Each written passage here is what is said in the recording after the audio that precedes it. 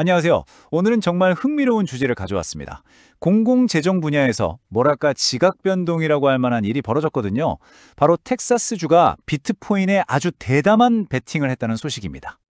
아니, 주 정부가 왜 수백만 달러나 되는 돈으로 비트코인을 샀을까요? 자, 바로 이 질문에서부터 시작해보죠. 이게 그냥 어디서 코인 샀다더라 하는 그런 뉴스가 절대 아니에요. 어쩌면 정부가 돈을 관리하는 방식 자체가 근본적으로 바뀌는 그런 신호탄일 수도 있거든요. 네, 바로 2025년 11월 20일이었죠. 텍사스가 미국 주 정부 최초로 비트코인을 전략적 자산으로 매입하면서 역사에 이름을 남겼습니다. 금액을 보면 이게 그냥 한번 찔러보는 수준이 아니라는 걸 알 수 있습니다. 무려 1,000만 달러, 우리 돈으로 130억 원이 넘는 돈이죠. 이 금액을 전략적 비트코인 비축금이라는 이름으로 배정한 건데요. 세계에서 가장 유명한 암호화폐에 이만큼 투자하겠다는 계획, 정말 대단하지 않나요? 아니, 근데 주정부가 어떻게 이렇게 마음대로 비트코인을 살 수 있었을까요? 당연히 법적인 근거가 필요했겠죠? 네, 맞습니다. 모든 건 새로운 법안 하나가 통과되면서 시작됐습니다. 그 법안이 바로 SB21이라는 건데요. 이걸로 전략적 비트코인 비축금이라는 특별 기금이 만들어진 겁니다. 이게 뭐냐면 주의 일반 운영 자금이랑은 완전히 분리된 말 그대로 비트코인만을 위한 금고 같은 거예요. 비유하자면 예전에 국가가 금을 사서 모아두던 금 보유고 있잖아요. 딱 그거의 디지털 시대 버전이라고 생각하시면 쉽습니다. 이 타임라인을 보시면 진짜 놀라운 게 바로 그 속도입니다. 2025년 5월에 법안이 통과되고 6월에 주지사가 서명을 했어요. 그런데 불과 5개월 만인 11월 20일에 실제로 수백만 달러어치 비트코인을 매입한 겁니다. 보통 이런 일이 이렇게 빨리 진행되기는 어렵거든요. 정말 신속하게 움직였다는 걸 알 수 있죠. 그리고 그냥 사두기만 한 게 아닙니다. 아주 엄격한 규칙들도 만들었어요.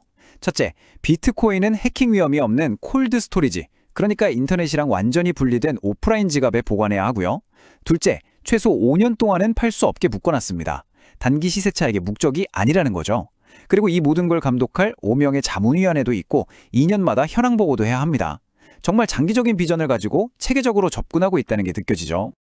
자, 그럼 법도 만들었고 규칙도 정했으니 실제로 매입은 어떤 방식으로 이루어졌을까요? 그 투자 메커니즘을 한번 자세히 들여다보겠습니다. 첫 매입은 11월 20일에 이루어졌는데 일단 500만 달러어치를 샀습니다. 전체 계획이 1,000만 달러니까 딱 절반을 먼저 투자한 거죠. 재밌는 건 이때가 비트코인 가격이 좀 떨어졌을 때라고 해요. 나름대로 저점 매수를 노린 꽤 전략적인 움직임이었던 셈이죠. 그런데 주 정부가 암호화폐 거래소에 계정 만들고 직접 코인을 사고 좀 복잡하잖아요? 그래서 텍사스는 아주 스마트한 방법을 썼습니다. 바로 세계 최대 자산운용사 블랙록이 만든 현물 비트코인 ETF를 활용한 건데요. ETF는 주식처럼 쉽게 사고 팔 수 있는 펀드거든요. 그러니까 규제받는 금융상품을 통해서 안전하고 실용적으로 시장에 첫 발을 내디딘 거죠. 아, 그럼 그냥 ETF로만 쭉 가지고 있으려는 걸까요? 그건 아닙니다. 여기서 핵심은 ETF를 이용하는 건 어디까지나 첫 단계, 그러니까 일종의 테스트 과정이라는 거예요. 최종 목표는 주 정부가 직접 운영하는 아주 안전한 콜드 스토리지 인프라를 구축해서 ETF에 있는 비트코인을 그쪽으로 옮기는 겁니다. 결국엔 디지털 키를 텍사스주가 직접 소유하겠다는 거죠. 자, 그런데 이렇게 파격적인 시도에 비판이 없을 리가 없겠죠? 당연히 상당한 논쟁과 리스크에 대한 우려도 따라붙고 있습니다. 대표적인 비트코인 비평가죠. 피터 시프 같은 인물은 이 법의 허점을 지적합니다. 법조항에 비트코인 전체 시가총액이 6천억 달러 아래로 떨어지면 주 정부가 추가 매입을 할 수 없다는 내용이 있거든요. 이걸 두고 결국 비트코인 시장이 계속 좋을 거라는 데에 베팅하는 거 아니냐, 시장이 무너지면 아무것도 못하는 거 아니냐, 이렇게 비판하는 겁니다. 이게 바로 이 논쟁의 핵심입니다. 동전의 양면 같은 거죠. 긍정적으로 보는 쪽에서는 이건 혁신이다 라고 말합니다. 주정부 자선을 주식이나 채권 같은 전통적인 것에서 벗어나 다각화하고 텍사스를 금융기술의 선두주자로 만드는, 장기적으로 엄청난 성장을 가져올 수 있는 신의 한 수라는 거죠. 반면에 부정적으로 보는 쪽에서는 이건 도박이다 라고 합니다. 아시다시피 비트코인 가격 예측이 불가능하잖아요.